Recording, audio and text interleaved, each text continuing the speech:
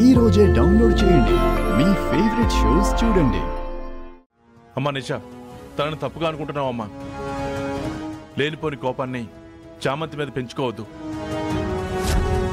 అలా చామంతి చేయదని నాకు పూర్తి నమ్మకం ఉందమ్మా. అదేంటి బావగారు అలా అంటారు? ఇలా చెప్పే అన్నయ్య, దాన్ని అరెస్ట్ చెయ్యకుండా ఎస్ఐ గారిని ఆపి ఆ హంతకురాలికి ఇంకో అవకాశం ఇప్పించారు. అదే చేసిందని ఫోరెన్సిక్ రిపోర్ట్స్ చెప్తున్నా ఎవరైనా నమ్మకాన్ని పెట్టుకుంటారా? వీళ్లు మాత్రం ఇంకా దాని మీద గుడ్డి నమ్మకంతోనే ఉన్నారు. అదేంటి బావగారు, మంచితనానికి కూడా ఓ హద్దు ఉంటుంది. మీరు చూపిస్తుంది అతి మంచితనం అవుతుంది. అతి ఎప్పుడూ ప్రమాదమే. అది చవి చూసింది మీరే కాబట్టి నమ్మకండి. అవునంకుల్, చట్ట ప్రకారం చామంతికి ఏ శిక్ష విధిస్తారో విధించనివ్వండి. కనికరం చూపించకండి. ప్రాణాలనే తీయాలని చూసిన దాని మీద కఠినంగా ఉండండి. అమ్మా నిషా, నేను చెప్పాల్సింది చెప్పానమ్మా. నా నమ్మకం ఎప్పుడూ ఒమ్ము కాలేదు. తన నేరం చేయలేదన్నా ఆధారాలతో వస్తారన్న నమ్మకం నాకుంది. సరే హర్ష, మీరు చెప్పాలి అనుకున్నది చెప్తున్నారు కదా. మీ నమ్మకం ఈసారి నిలబడదు చూడు.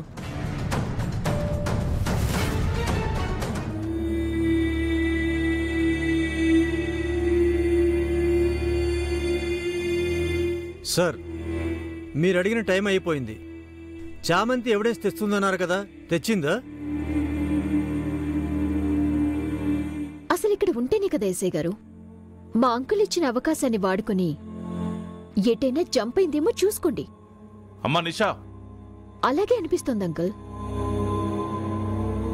ఎస్ఐ గారు, ఒక హంతకురాలు పారిపోతే ఏం చేస్తారో అదే చేయండి.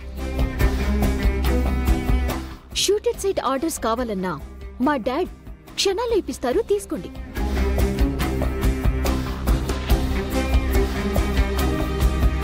నిషా, ఏం మాట్లాడుతున్నావు నువ్వు? మీ కోడలు తప్పుగా అయితే ఏం చెప్పలేదు కదా బావగారు? అవును బాబాయ్ గారు, అన్నం పెట్టిన వాళ్ల ప్రాణాలే తీయాలని చూసినా అలాంటి దాన్ని కనిపించిన చోటే కాల్చి పారేసినా తప్పులేదు. తప్పులేదు. చామంతి రాలేదంటే పారిపోయే ప్లాన్ వేసిందనే లెక్క. ఆ ఆర్డర్స్ ఏవో ఇప్పించేసేయండి. ఎస్ఐ గారు వెళ్ళి వాళ్ళ డ్యూటీ చేసేస్తారు. ఇక ఉపేక్షించేది లేదు. ఒకళ్ళని అలా శిక్షిస్తేనే ఇంకొకళ్ళకి భయం ఉంటుంది.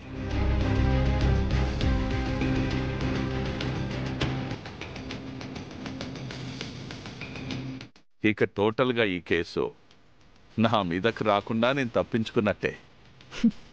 ఈ విధంగా నా శత్రువు పోతున్నట్టే. ఇన్నాళ్లకి నా కోరిక తీరినట్టే. అరెస్ట్ చేస్తారు దాన్ని. ఈ రోజు చస్తావే.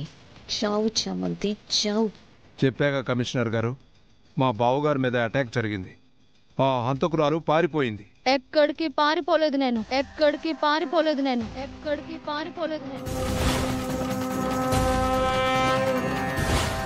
ఆ